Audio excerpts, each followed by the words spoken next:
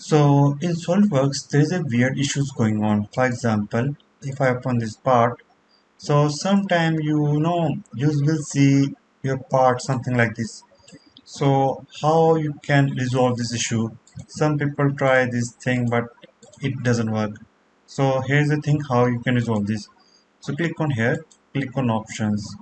After that, watch carefully, go to the performance, go downwards, uncheck this enhanced graphic requirements, okay, and click OK.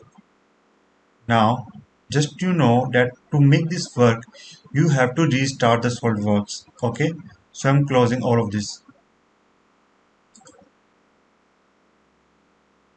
Now, let's try to see if it's working or not. So right click, notice it's working fine. Now, I'm not facing that weird issue. So I hope you learned something from this video. If you have any kind of doubts and queries, feel free to ask. Thanks for watching and have a great day.